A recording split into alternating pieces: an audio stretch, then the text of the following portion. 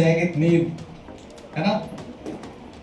परमेश्वर से रात को अच्छी नींद कैसे पाए, आज का विषय हमारा होगा। परमेश्वर से रात को अच्छी नींद कैसे पाए। अब नींद के बारे में बहुत से सोचते हैं कि नींद नहीं आती है। कई लोग मुझसे बहुत बोलते हैं पाशा जी रात तक तो नींद नहीं आती। रात को 12 बजे मुझे फोन बोलते हैं, रात के 2 बजे फोन विश्वासी मुझसे पूछते हैं पाशा जी नींद नहीं आ रही, रात तक करता हूँ। मेरा भैया बाइबल पढ़ लो, बंद नहीं कर रहा, रात तक कर लो, बंद नहीं कर रहा। तो मतलब क्या है, अब नींद नहीं आती लेकिन प्रार्थना करता हूँ, आपने प्रार्थना की, नींद आ गई है, अच्छा लगा, है ना। बट मेरी प्रार्थना से कुछ फर्क नहीं पड़ना आपके जीवन में, कुछ समय तक फर्क पड़ सकता है। बट यहाँ पर आप देखेंगे कि परमेश्वर से रात को अच्छी नींद कैसे पाए, क्या करने की जरूरत है नींद के बारे में। क्या बाइबल में नींद के बारे में कोई वचन लिखा है, बताएंगे क्या? सवाल आप लोगों से, क्या बाइबल में नींद के ऊपर कोई वचन लिखा है? केवल नींद के बारे में कोई सौदा मिला बाइबल के अंदर, बताओ।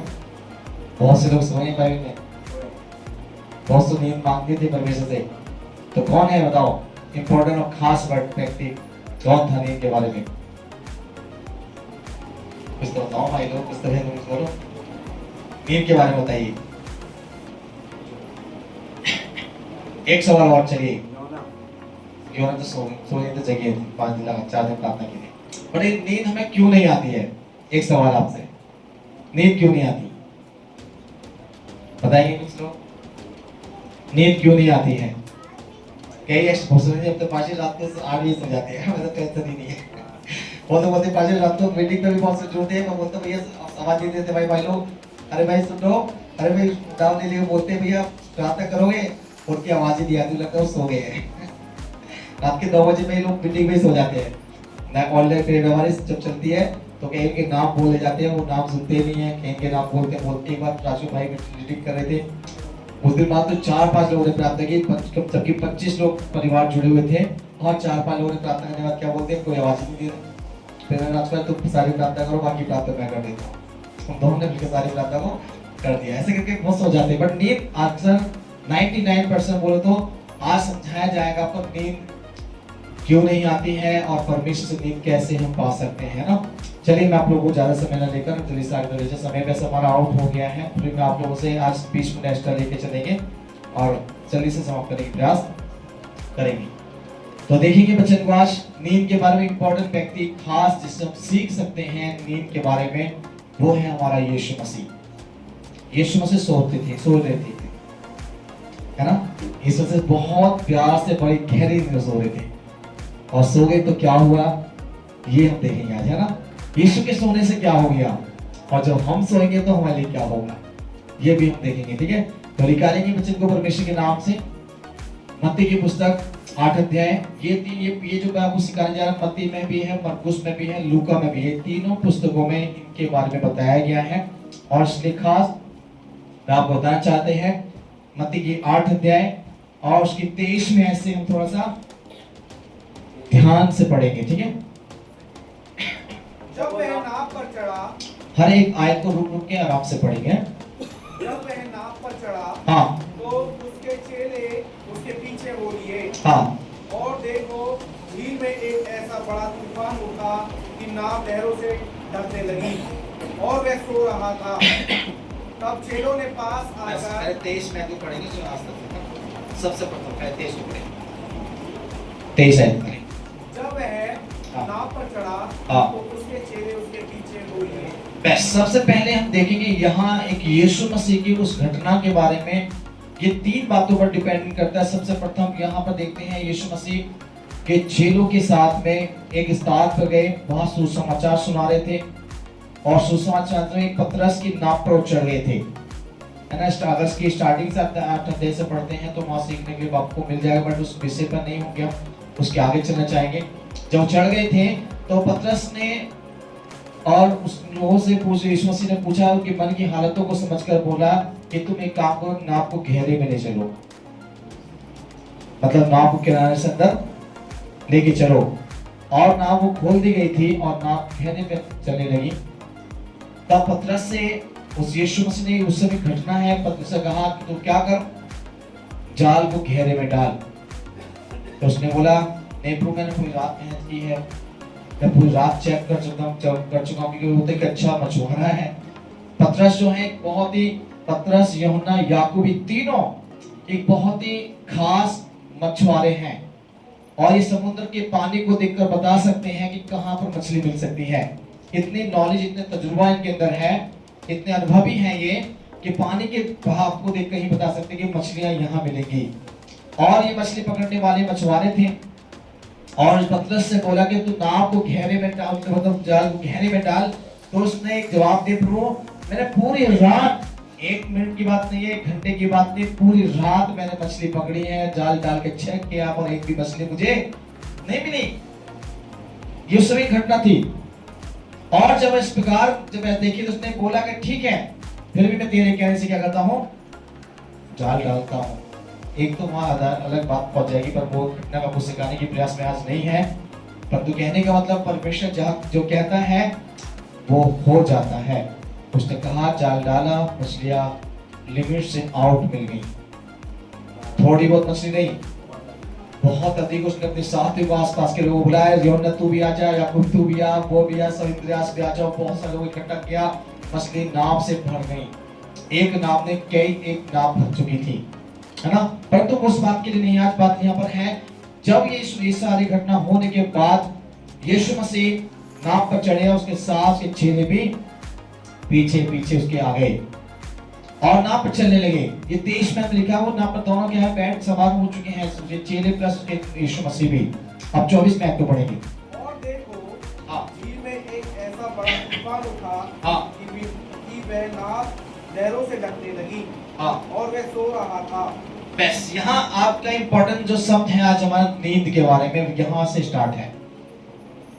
जब वो यीशु मसीह और उसके चेले नाव पर चढ़ गए और जब नाव चलने लगी तो क्या हुआ, वहां पर एक सिस्टम थोड़ा सा बिगड़ता है। वहां पर एक से थोड़ा एक कहता है, अगर लूका की पुस्तक को पढ़ते हैं 8 अध्याय की उसमें 22 में आयत में, तो वहां लिखा हुआ वो जोखिम में थे, है ना।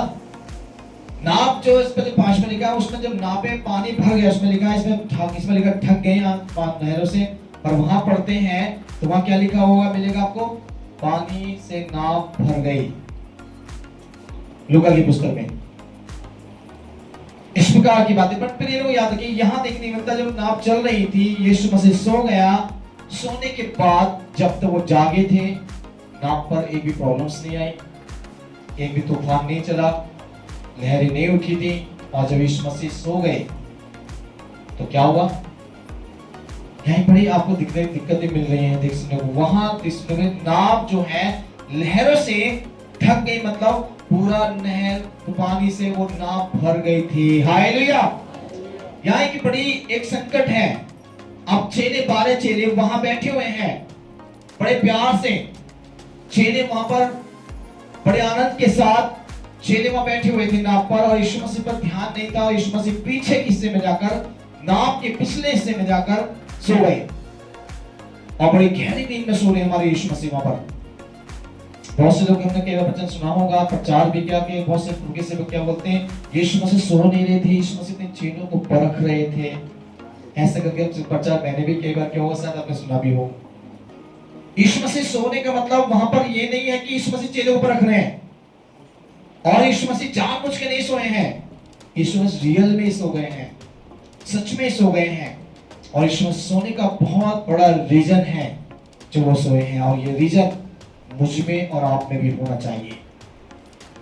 जिस रीजन से, जिस मतलब से यीशु मसीह सो रहे हैं वहां पर, वही मतलब मुझ में भी होना जरूरी है, ताकि मैं भी गहरी नींद आराम से सोने पाऊं।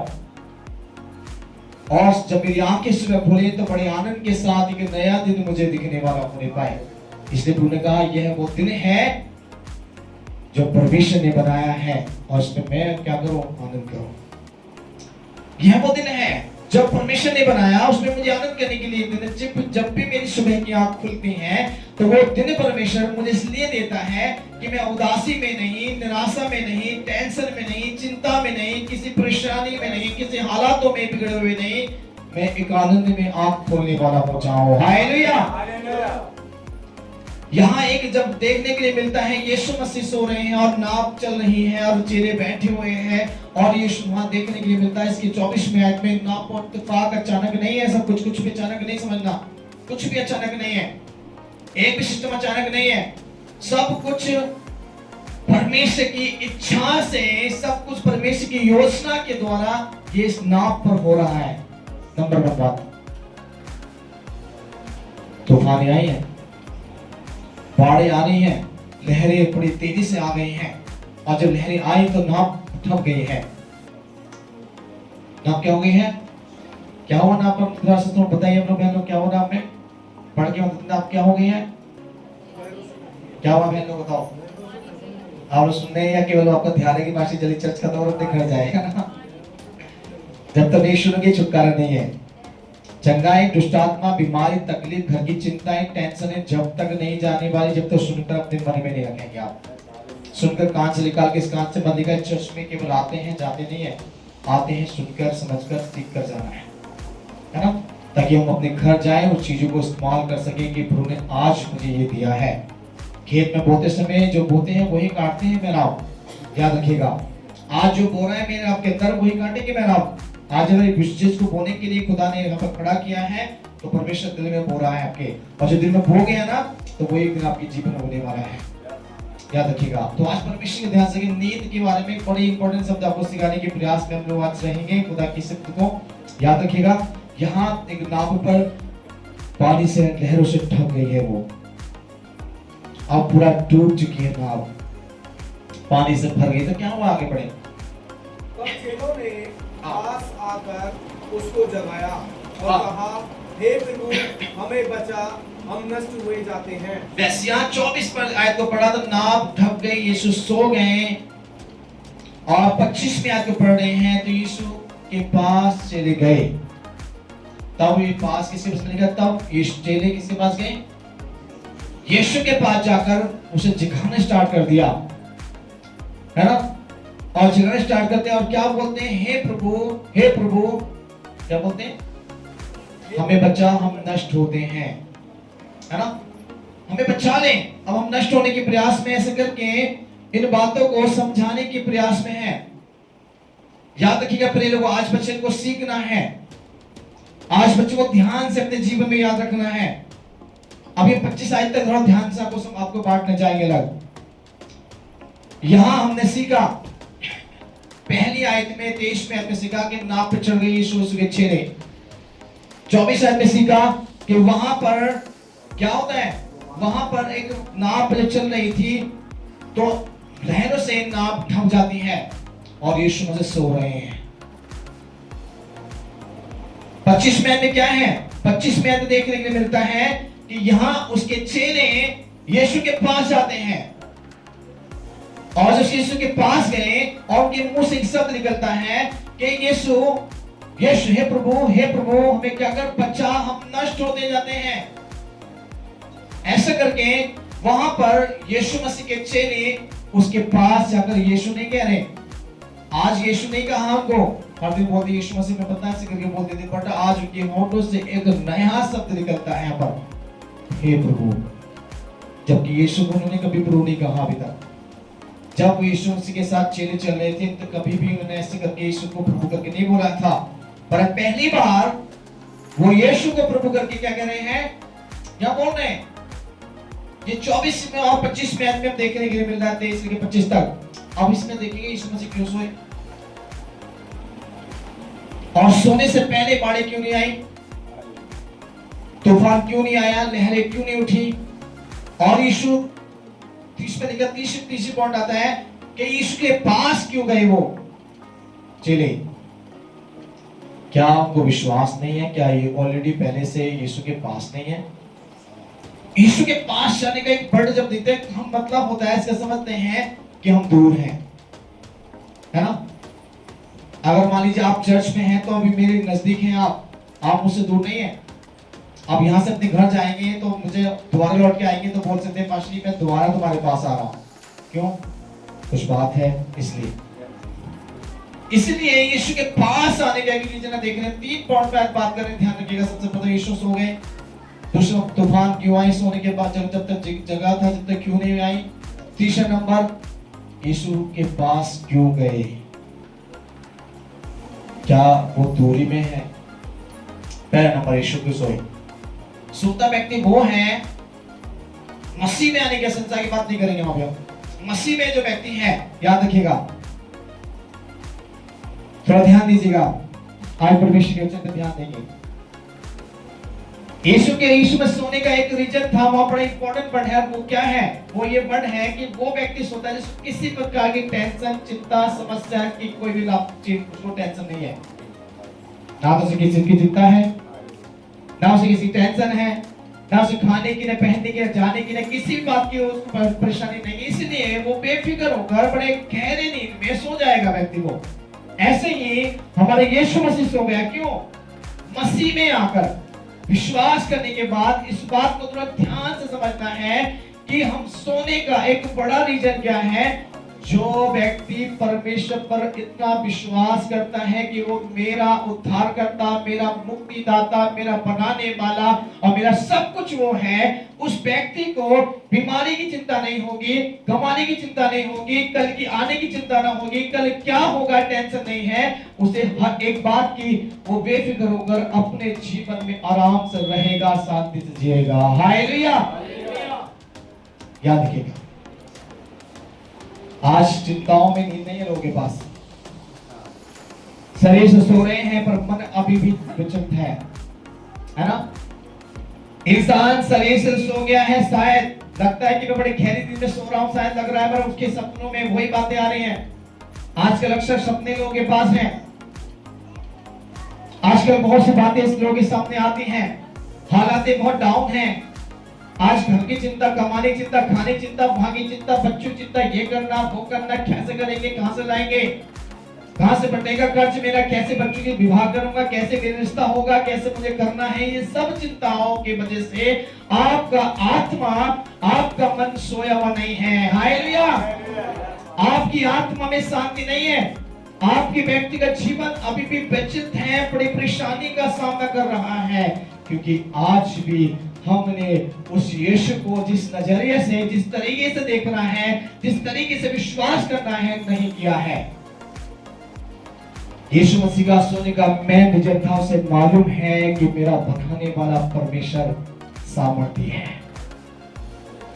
उसे मालूम है कि मेरा जो परमेश्वर जिसने मुझे दुनिया में भेजा है वो ताकतवर है, उसके हाथ में मुक्ति और सामर्थ है, इसलिए उसे चिंता नहीं है। यीशु मसीह पिछले से जगह सोच लेंगे, तो मालूम लहरें भी आए, कोई टेंशन नहीं है, मैं समुद्र डूब भी जाऊं मुझे टेंशन नहीं है, चाहे ये नाव पूरी डूब जाए मुझे कोई टेंशन नहीं है, क्योंकि मेरा बनाने वाला मुझे बचाएगा। यीशु को ये चिंता नहीं थी। यीशु मसीह को पूरा विश्वास है, यीशु मसीह को पूरा भरोसा है कि मेरा बनाने वाला सामर्थी है। हालेलुया। यीशु मसीह को पूरा एक यकीन है कि मेरा छुटकारा देने वाला यहोवा है।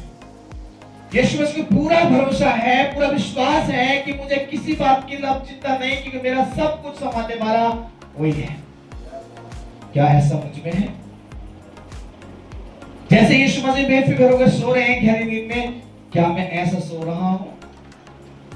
क्या मैं ऐसे जीवन में जी रहा हूं? क्या मुझ में आज शांति है? क्या आज मुझ में मुक्ति है? क्या आज मेरे जीवन में अभिषेक है? क्या आज यीशु का भरोसा मुझ में अटल है? बताइए। पहला रीजन, पहला इंपॉर्टेंस, 3 बातों पर आपको बात बताने के प्रयास में हम रहेंगे। सबसे प्रथम यीशु मसीह क्यों सोए, दूसरा नंबर तूफाने क्यों आए, तीसरा नंबर यीशु के पास चेले क्यों गए थे। ये 3 बातों पर आपको बताने के प्रयास में हम आज हैं। प्रथम आपको बता रहे हैं नींद के आने के बाद सोया क्यों थे। मैंने आपको बताया क्योंकि उसको पूरा विश्वास और भरोसा है परमेश्वर पर। हालेलुया। यदि मुझे भी उस यीशु पे भरोसा है, कई बार अपने मुंह से बोलते हैं मत डर, परमेश्वर तेरे साथ है, फिर ये खाली में, झूठ में आप अपने होठों के बड़ों को बोलकर अपने मन को झूठी तसल्ली देने वाले बन जाते हैं, क्योंकि मुझ में वो नहीं है, वो वचन मुझ में नहीं है, इसलिए मैं मुंह से बोलता हूं डर मत, परमेश्वर साथ है। फिर भी हम क्या कर रहे हैं, बीमारी आ गई, रात को बुखार आ गया तगड़ा है, कोई परेशानी समस्या आ गई, सामने कर्ज वाला आ रहा है, घर में दिक्कतें आ गई, सुबह से स्टार्टिंग माइंड स्टार्ट होगा, पहले ये करना है, पहले वो करना है, पहले मुझे वहां जाना है, मुझे ये वाला आना है, मुझे डॉक्टर को अच्छा दिखना है, अच्छा से अच्छा डॉक्टर बनना है, बहुत दिन से बीमार चल रहा हूं, ठीक नहीं हो रहा है, कारण क्या है? कर्ज वाला परेशान कर रहा है, किसी और से लेना है, जल्दी से उसका कर्ज बता देना है, घर में ये हालत ठीक नहीं है, मुझे पहले ये काम करना है, पहले ये घर को ठीक करना है। ऐसे करके आप अपने विश्वास को परमेश्वर से नीचा कर लेते हैं। हालेलुया। आपको विश्वास परमेश्वर पे होता तो डॉक्टर के पास जाने से पहले घुटने टेककर भरोसे से बोले, खुदा मेरा सब कुछ तू है, मेरा परमेश्वर, तू मेरे जीवन का उद्धार देने वाला और मुझे ताकत देने वाला तू है परमेश्वर। मैं डॉक्टर के पास नहीं जाऊंगा, मैं वैद्य के पास नहीं जाऊंगा, मुझे हकीम नहीं चाहिए, मेरा डॉक्टर का डॉक्टर ईश्वर तू है। हालेलुया। ऐसे भरोसा होना चाहिए था, ऐसे समझ आपके अंदर चाहिए। जब आप अपने जीवन में याद रखें, सोने का एक रीजन है, निश्चिंत आप अपने जीवन में आराम से रह सकते हैं। जानते हैं कहां पर लिखा है वाली को बात निकाले को बच्चों को, उसके बाद जल्दी से इसमें नोट करेंगे, हम आगे नहीं जाएंगे, इसमें रहेंगे। नीति की पुस्तक 1 अध्याय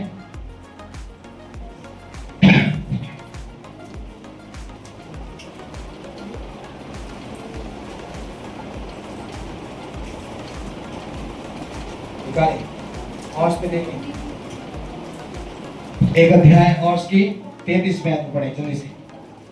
परंतु जो मेरी सुनेगा, हाँ, वह निडर बसा रहेगा, हाँ, और बेखट के सुख से रहेगा। बस यहाँ परमेश्वर नीति वचन 1 अध्याय उसकी 33वीं आयत में बोलता है कि जो मेरी सुनेगा वो क्या रहेगा, क्या रहेगा, और तेज बोलो, क्या रहेगा वो, निडर बसा रहेगा। आपको डर नहीं है किसी चीज का, क्योंकि आप किसी इंसान के पीछे चलने वाले नहीं है। आप किसी डॉक्टर हकीम वैद्य की सुनकर नहीं सोचते कि डॉक्टर ने बोल दिया भैया ये प्रॉब्लम, तब ये बचने का चांस खत्म हो गया। डॉक्टर भगवान नहीं है, डॉक्टर ईश्वर नहीं है, डॉक्टर खुदा नहीं है। डॉक्टर ने मुझे भी आज से काफी टाइम पहले बोला कि तुम्हारे अपेंडिक्स की प्रॉब्लम मुझे हुई 2024 के अंदर। डॉक्टर्स ने बोला बच्चों के नहीं भाई, जल्दी से ऑपरेशन करवा लो, बचने वाले नहीं है, तुरंत हैंड टू हैंड ऑपरेशन करवाओ, अभी ऑपरेशन करवा लो भैया, नहीं तो तुम्हारे अंदर आंत फट जाएंगी। मेरे खुदा ने कहा मत डर, मैं तेरे साथ, और मैंने विश्वास किया। डॉक्टर के पास जब चेकअप के लिए गया, 6 मार्च के अंदर की बात थी, 6 मार्च को हमारे शिकारपुर ग्रेस भाई की प्रार्थना थी, और आज भी मुझे याद है वहाँ उपवास की प्रार्थना हमारी चल रही थी। 40 दिन के उपवास थे हमारे, जो रोजे थे हमारे चल रहे थे। हम उस उपवास की प्रार्थना हमारे साथ भाई प्रवेश, मोहम्मद, बंटी भाई, हम 4-5-6 लोग थे और प्रार्थना में थे, और मैं वहाँ था और हमने आराधना प्रार्थना किया, खुदा से यही विश्वास किया खुदा तू चंगा करने वाला है। हालेलुया। ऑपरेशन नहीं करवाया, खुदा ने बिना ऑपरेशन किया चंगा जिंदा रखा। हालेलुया। इसे बोलते विश्वास। ऐसा विश्वास है कि यीशु ने सिखाया तेरा विश्वास राई के दाने के बराबर, बाहर से कहते ऊपर जा जाएगा। अगर विश्वास है, अगर भरोसा है तो निश्चिंत से सोएंगे, बिल्कुल टेंशन फ्री, कोई टेंशन नहीं है।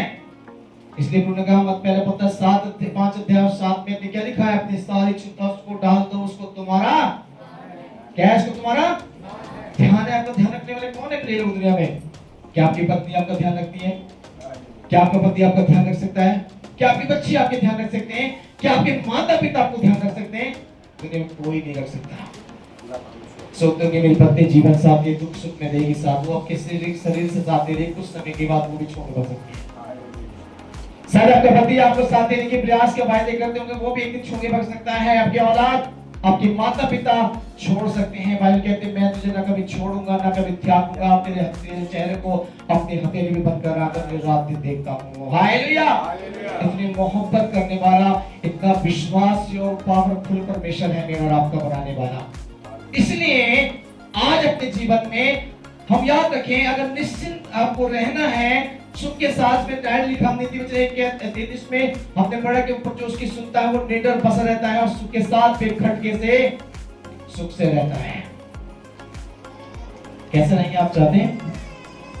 क्या आप डर के जीवन जीना चाहते हैं? डॉक्टर ने बोल दिया भैया बहुत चांस कम है, प्रॉब्लम ज्यादा बढ़ गई है, कर्ज वाले बहुत परेशान कर रहे हैं, मेरे घर में इस प्रकार की हालत है, खाने के लिए पैसा नहीं है, नौकरी भी नहीं है, कमाई भी नहीं है, कुछ नहीं है, कहाँ से लाऊंगा, कहाँ से करेंगे, कैसे नहीं होगा, ये सारी चिंताएं दिमाग पे हैं। आप सोचते हैं कि डॉक्टर उस खुदा से बड़ा हो गया है। अरे मेरी परेशानी उस परमेश्वर से बड़ी है, मेरे हालात उस परमेश्वर से बड़े हो गए हैं, इसलिए मैं कुछ समझ नहीं पा रहा हूँ। याद रखिए बाइबल में लिखा हुआ कि तुझे बनाने वाला तेरे हालात नहीं है, तुझे बनाने वाला डॉक्टर नहीं है, तुझे बनाने वाली तेरी चिंताएं नहीं है, तुझे बनाने वाला सृष्टि का शक्तिमान परमेश्वर है। हालेलुया। परमेश्वर याद रखिए कि मुझे बनाने वाला कोई दुनिया का कोई भी चीज नहीं है, दुनिया का बनाने वाला सृष्टिकर्ता जिसको मैंने देखा नहीं है वो मुझ में है। हालेलुया। पहले यूहन्ना उसका 4 अध्याय उसकी 4 आयत बताते हैं, बालकों तुम परमेश्वर के हो। किसके हो तुम? लिखा हे बालकों तुम परमेश्वर की हो, जो तुम में है इस संसार के अंदर से बड़ा है। याद रखिएगा परमेश्वर में मुझ में रहता है, मैं संसार से जो दुनिया की चीजें हैं उससे बड़ा है मेरा परमेश्वर। इसलिए याद रखिए समस्या, बीमारी, तकलीफ, मुसीबत, टेंशन कुछ भी मेरे मायने नहीं रखती। मेरे हालात चाहे कितने भी बिगड़ जाएं, कितनी प्रेशर डाउन क्यों ना हो जाए, चाहे मुझे मोहताज भी होना पड़े, याद रखिए बाइबल लिखा है सेब के बच्चे जवान जो हैं वो भूखे रह सकते हैं। मत्ती वचन 24:10 में लिखा हुआ है, खुदा कहते हैं कि जब मेरे परमेश्वर के डरवैयों को, जो भय मानने वालों को किसी भली वस्तु की घटी न छोड़ूंगा। हालेलुया। क्या विश्वास है? क्या भरोसा करते हैं? क्या आपको लगता है कि ऐसा करने से ऐसा हो सकता है?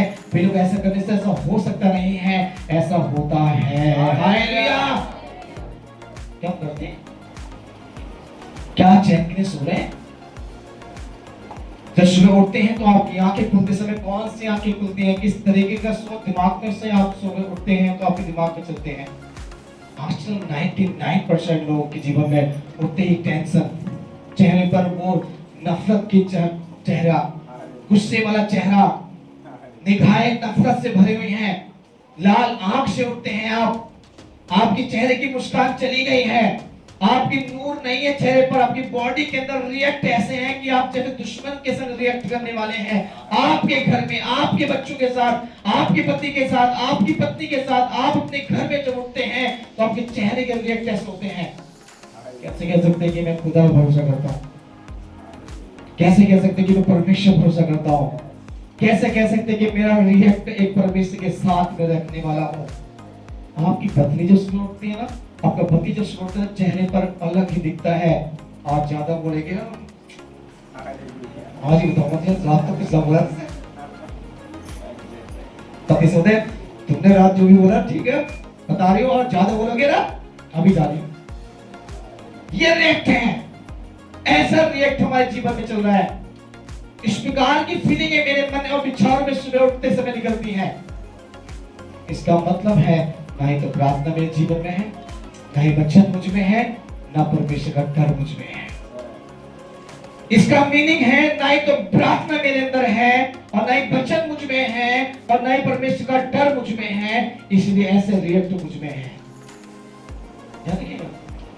जब तक अपने आप को उस खुदा के नजरिया को जो अपनी निगाह में खुदा ने कलाम के अंदर वचन में जो लिख कर मुझे दिया है, जब तक मेरी नजरिया नहीं बदलेगा, मेरा सोच नहीं बदलेगा, आप हमेशा ऐसे ही रहने वाले हैं। इसलिए यीशु चाहे सो रहे थे, याद रखिएगा यीशु का सोने का यही मेन रीजन, उद्देश्य है कि आराम से गहरी नींद में सो रहे थे। दूसरा रीजन, तूफाने क्यों आई? जल्दी से आगे चलेंगे। तूफान आने का मतलब क्या था? तूफान का मीनिंग ये नहीं है कि हम कई बार सोचते कि हमारी परख होगी, हमारा विश्वास को परखना जाना होगा, मुझ में परेशानी आ रही है, इसलिए परमेश्वर देख रहा है कि तू कितना अच्छा विश्वासी है, तू कितना अच्छा परमेश्वर का भय रखने वाला है, तू कितना परमेश्वर चलने वाला है। नहीं प्रिय लोग, ऐसा कुछ भी नहीं है।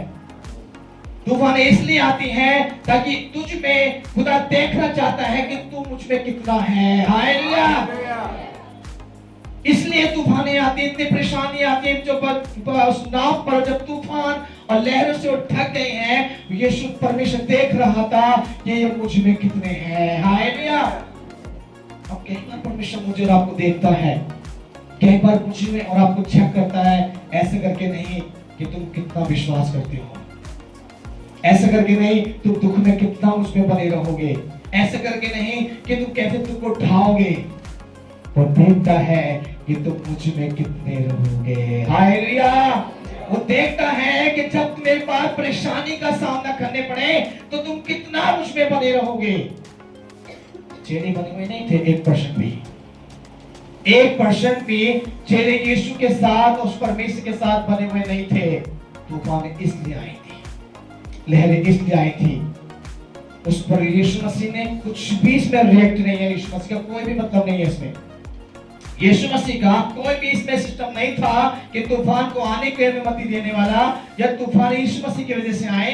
यीशु मसीह सो गया था इसलिए तूफान आए, नहीं ऐसा कुछ नहीं था। यीशु तूफान इसलिए आया था कि चेलों, जो 12 चेले पे बैठे हुए थे, उनके अंदर उस परमेश्वर का ना तो भय दिख रहा था, ना वचन दिख रहा था, ना प्रार्थना दिख रही थी। यानी कि मतलब है चेले 1% भी परमेश्वर के साथ बने हुए नहीं थे। हालेलुया। आज लोग ऐसे हैं, आज विश्वासी ऐसे हैं, चर्च में आने वाले विश्वासी ऐसे, चर्च में जाके तुम अभी नाच के कूद के थाली बजा के जाते होंगे, आत्मा भर के चिल्लाते होंगे, पर जब घर चर्च से बाहर आपका गैर से कदम निकलता है तो आपकी माइंड और आपके विचार, आपकी सोच, आपका विश्वास संसारिक हो जाता है।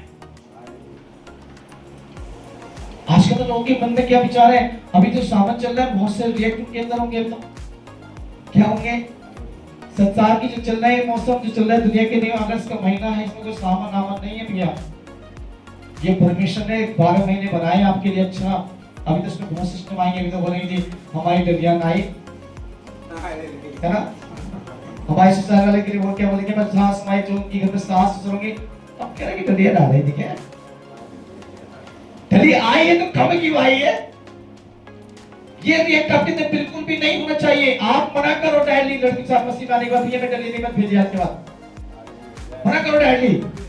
आप बोलोगे हम मसीह में भैया, हम संसारिक काम नहीं करते, ना हम सावन पे आएंगे ना सावन की कुछ चीज लेंगे, मना करो मसीह में है तो आप ऐसे करके मत सोचो।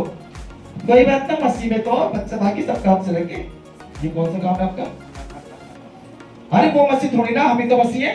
बाशी लड़की वाले मसीह थोड़ी नहीं है, मेरी बहू के जो मेरे ससुराल वाले मसीह थोड़ी नहीं है, मैं तो मसीह में हूं, मेरी बहू तो मसीह में है, मैं मेरी बहू की जो पियर की मसीह थोड़ी नहीं है।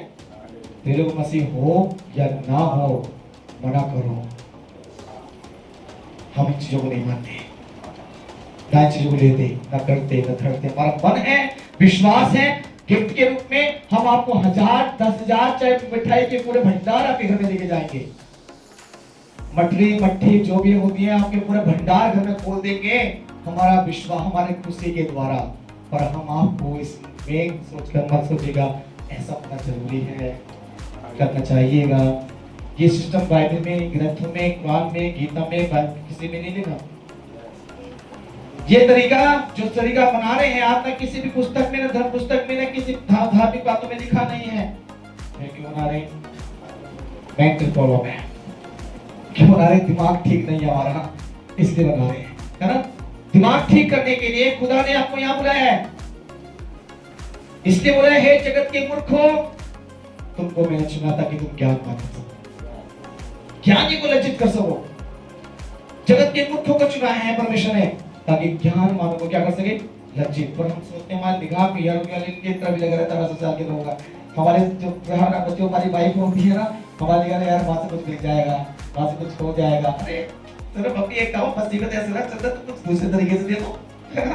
पापा तो ऐसे तरीके से दूसरे तरीके से दे दो, कैसे कि तुम बंद कर दो, ऐसे गिफ्ट पहुंचा दो, फिर भी नहीं चाहिए, फिर भी नहीं चाहिए उसके नाम पर। आप खुशी में, चाहे हमें हर दिन नीचे चलेगा, और उस महीने में नहीं चाहिए, है ना। उससे बाद पहले कभी भी दो, उसके बाद कभी भी तो चलेगा। इसका मतलब है कि तुम आज भी उन रीति रिवाजों को, परंपराओं को मानते हो। ये बाइबल मना करती है। जो कोई मसीह में है वो कौन है? नई सृष्टि है, पुरानी बातें बीत गई, देखो सब कुछ नया हो गया, तो मैं क्यों पुराना बना रहूंगी। इसी कारण तूफान आते हैं। चेलों के अंदर ये सारी बातें थी। वो मछलियों को देखकर तो उनको दोबारा से याद आ गई पतरस यूहन्ना इलियास को याकूब को, अरे देखो भाई कितना अच्छी मछली जा रही है, अरे इसको पकड़ के मजारा बेचेंगे तो इतना मिल जाएगा उतना मिल जाएगा, अरे हम तो पहले ये करते थे, हम तो पहले ऐसे करते थे, देखो क्या नजारा है, अरे तुम्हें यीशु के साथ में बैठे हम ऐसे काम करते कितना कमाते। सारा सिस्टम उनके दिमाग में मसीह से अलग चल रहा था। परमेश्वर से दूर हो गए थे वो लोग, बहुत दूर हो गए थे, पास में नहीं रहे, परमेश्वर के नजदीकी में नहीं रहे, परमेश्वर के उसमें बने हुए नहीं थे, इसलिए समस्या उनके सामने आ गई थी। हालेलुया। इसलिए वो तूफान, वो बाढ़ें, वो जो लहरें उस नाव पर इसलिए आई थी ताकि उसको इसलिए ढांप दे गया था। यीशु मसीह को कोई टेंशन नहीं, पानी से नाव, यीशु मसीह भी पानी में डूब रहे थे। क्या जब नाव पे पानी भरा तो क्या यीशु के पास नहीं पहुंचा होगा पानी? दिमाग से सोचिए, जब नाव पानी से भर गई है, पूरी नाव पानी से भर गई, डूबने पर है, क्या यीशु मसीह सोचेंगे कि पानी यीशु मसीह के पास नहीं पहुंचा होगा? तब भी यीशु ने उठे, पानी में यीशु मसीह उनके ऊपर पानी जा रहा है, उनके पूरे कपड़े गीले हो गए, तब भी यीशु नहीं उठे। इसका मतलब क्या है? यीशु को पूरा भरोसा है, जो समुद्र को बनाने वाला है, लहरों को बनाने वाला है, वो मेरा खुदा है। हालेलुया। जो समुद्र को रचने वाला, दुनिया को बनाने वाला, वो मेरा परमेश्वर है, इसलिए मुझे वो डूबने नहीं देगा। उसे पूरा भरोसा है। तो हम कितना भरोसा रखते हैं? क्या मेरा भरोसा है? जब तूफान आए, बीमारी आए, चिंताएं, समस्याएं, दहन परेशानी आए, क्या करते हैं? क्या हमारे पास तब भी उस परमेश्वर के साथ बने हुए हैं? तब भी उस परमेश्वर साथ में जीने वाले हैं? तब भी उस परमेश्वर के लिए अपने को तैयार करने वाले हैं? क्या तब भी हम उस परमेश्वर के सामने घुटने टेककर प्रार्थना करने वाले हैं? चाहे हमारे डॉक्टर ने मना कर दिया, नहीं है भैया जाओ खत्म होने वाला है, तब भी घुटने टेक के प्रार्थना करने वाले हैं? कर्ज वाला सामने खड़ा बोले कल को बेटा ना आए तेरे घर में ताला लगा दूंगा, तब भी घुटने टेक के प्रार्थना करने वाले हैं? क्या जेल में पड़ गए, जेल में खुद काबू डाल दिया गया, तब भी घुटने टेक के प्रार्थना करने वाले हैं? क्या आप ऐसे प्रार्थना करने वाले हो तो शैतान घर में खेल रहा हो, बीमारी सर पे आ गई हो, परेशानी बढ़ती जा रही हो, हालत खत्म हो गए हैं, कर्ज घर में खाने के लिए राशन नहीं है, घर में परेशानी बढ़ गई है, तब भी आपके सामने घुटना टेक कर खुदा के लिए पढ़ने वाले हैं? क्या ये खुदा मुझसे और आपसे परमेश्वर पूछ रहा है, कैसा हालत है?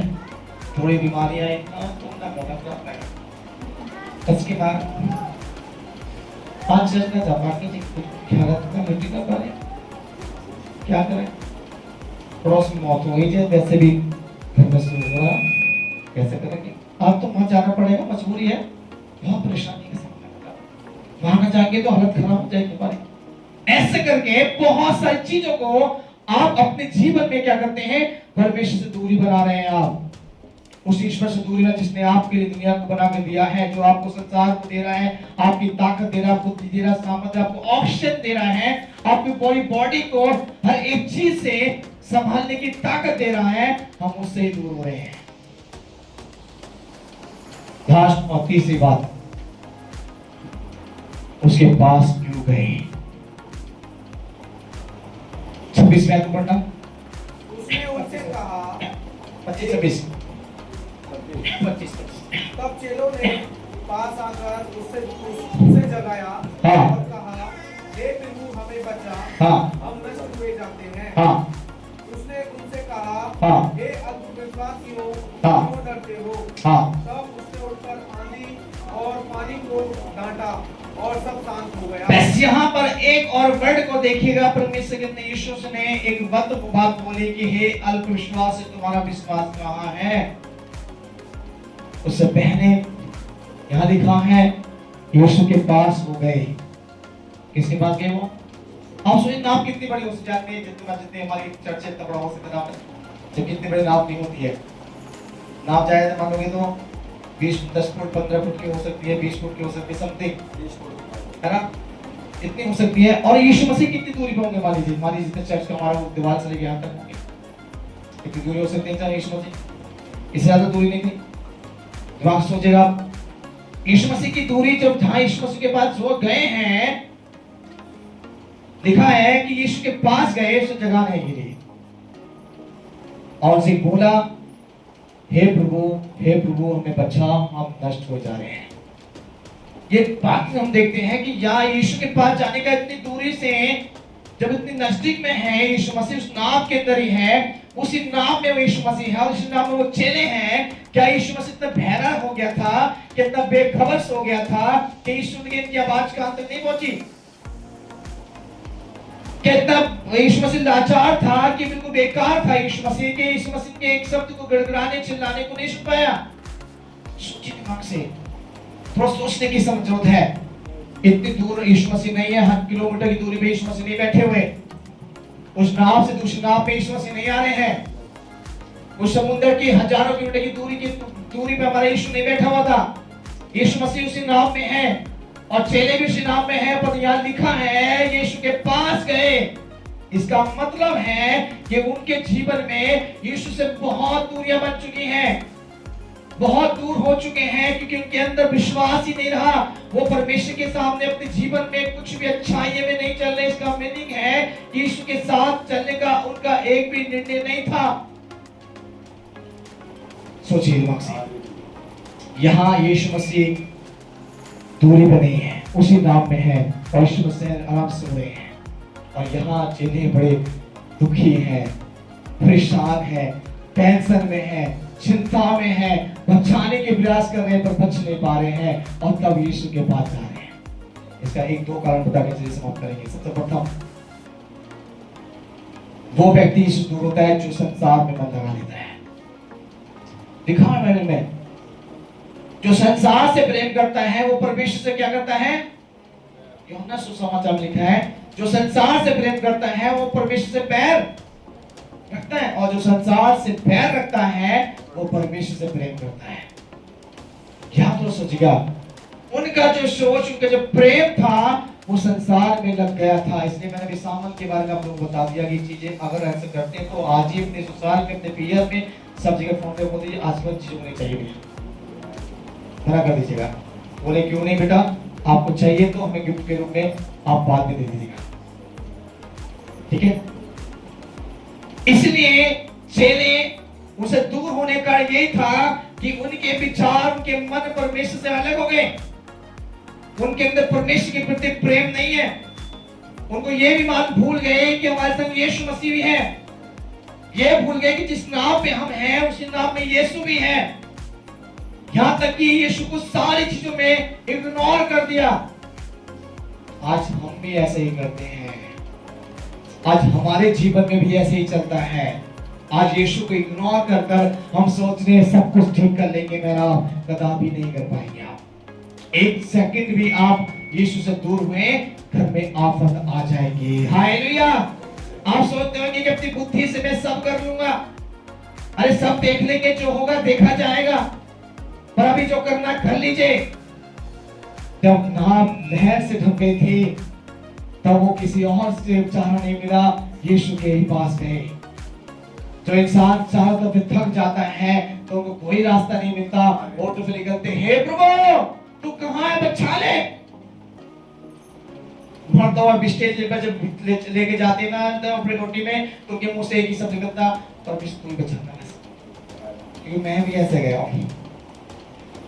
इसलिए जब स्टेज पे जाते हैं ना, मरीज बीमार होकर, परेशान होकर हॉस्पिटल जाते हैं, फोटो से एक निकलता है, तो वो दया करता है। क्यों?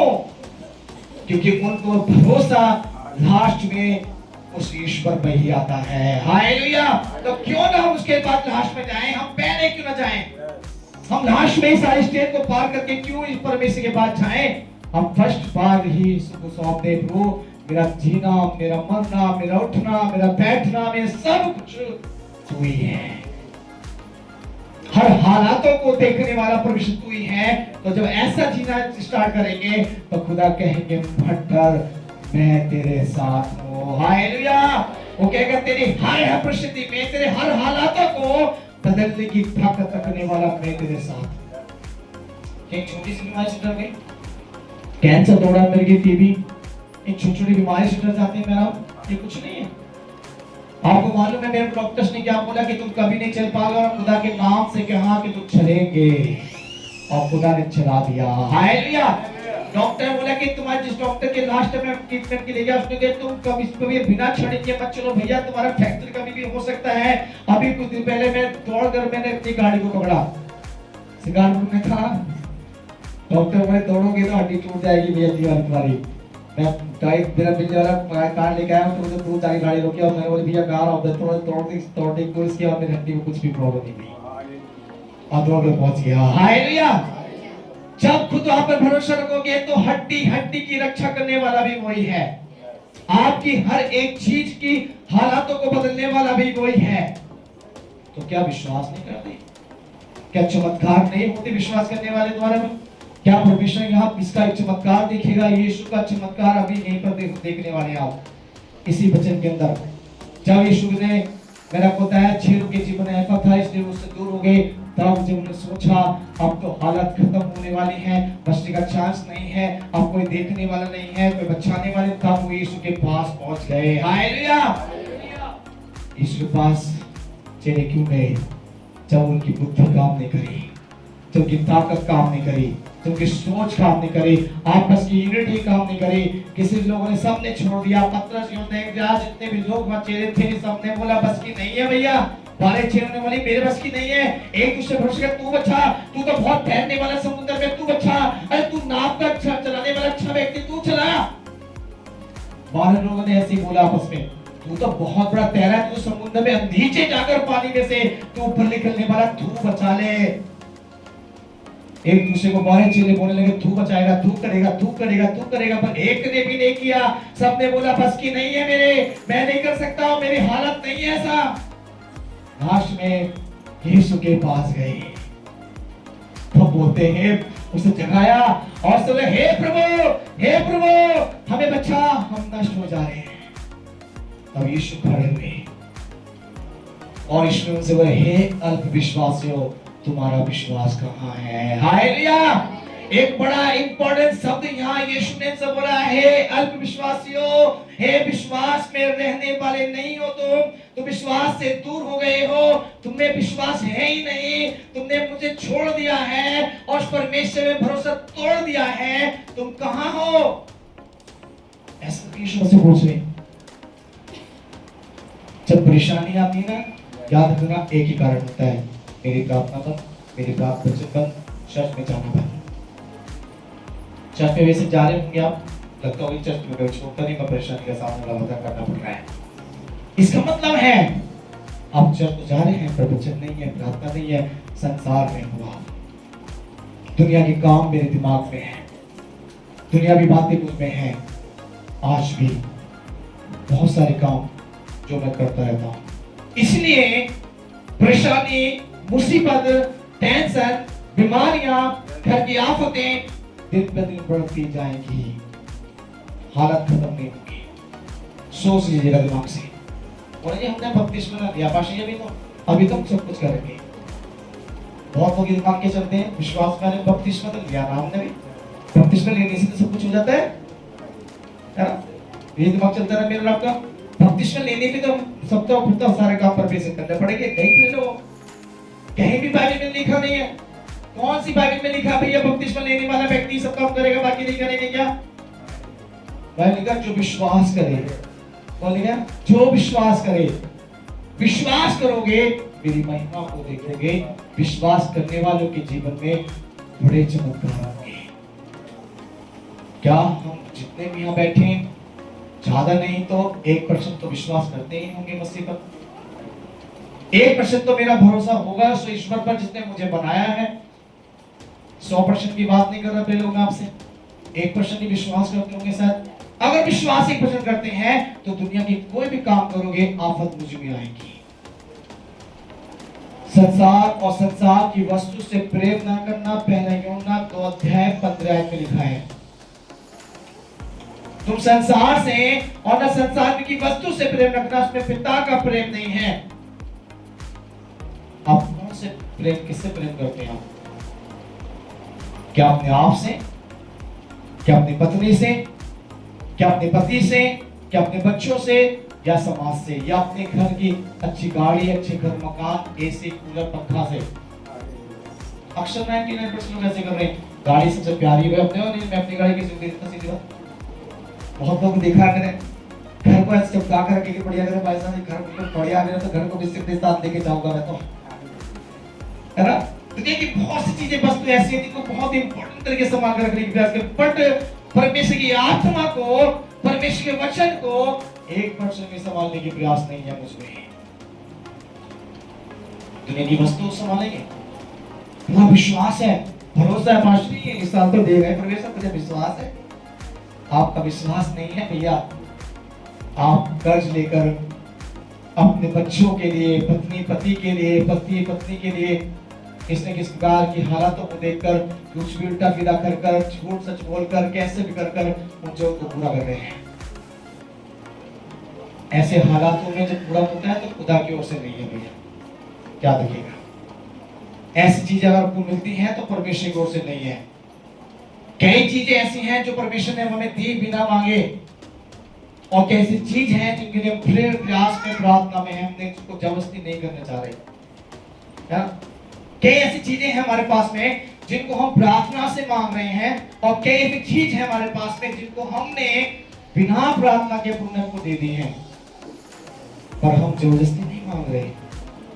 जबरदस्ती उतावली से पाई चीजों पर आशीष नहीं मिलती, ये याद रखना। कुछ भी चीज हो, चाहे अपनी मैरिड हो, आप शादी भी जबरदस्ती मत करिए किसी से।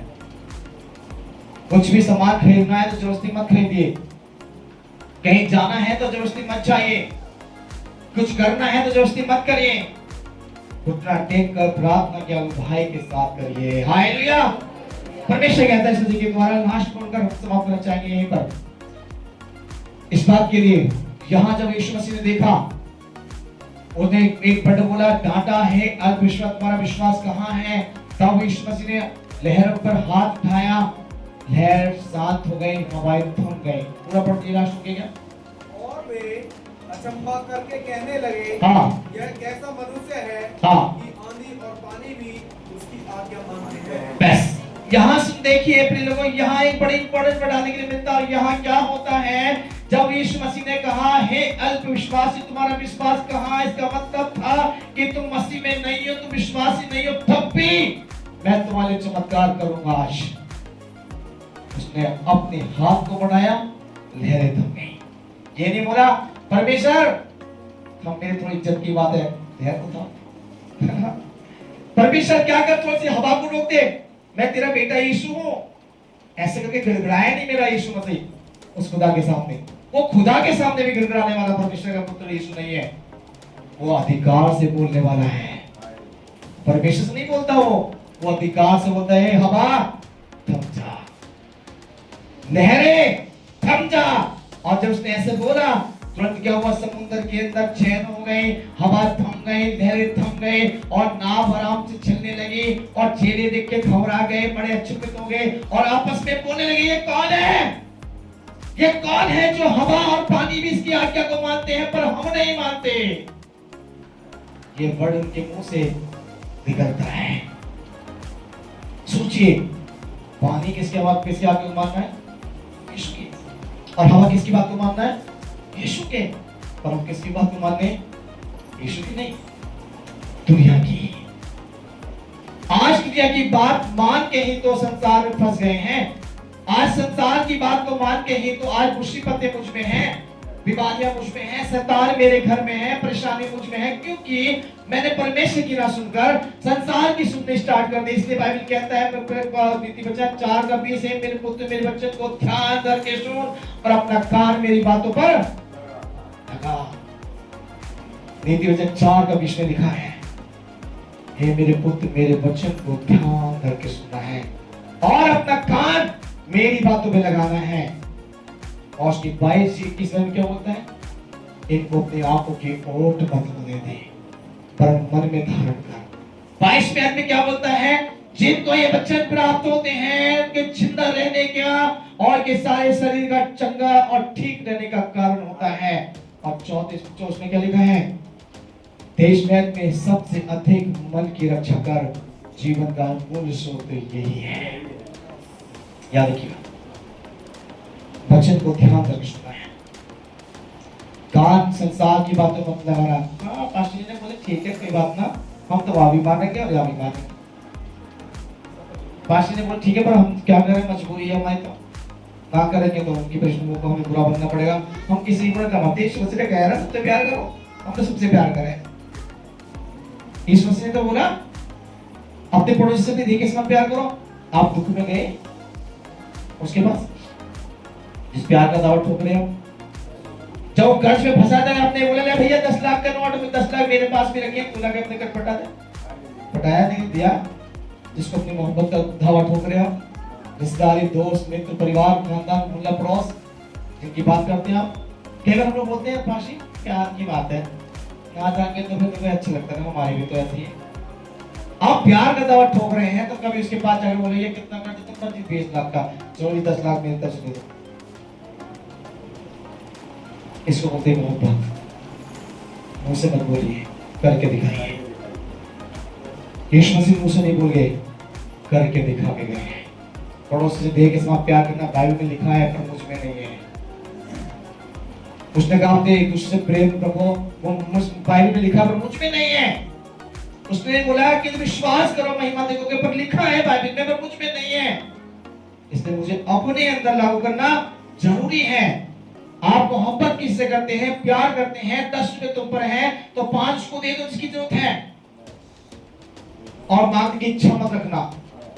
लिखा बाइबल में अगर आप पर इतनी हासियत है, मैं देने के लायक हूं, अगर कोई आपसे मदद मांगे आप दो, तो उसे लेने की इच्छा मत रखो। लिखा बाइबल में, तो मैंने कह रहा बाइबल लिखा हुआ है, पढ़ लीजिएगा अगर मत्ती की पुस्तक देखो। आप किसी को देते हो, देने के बाद लेने की इच्छा मत रखना।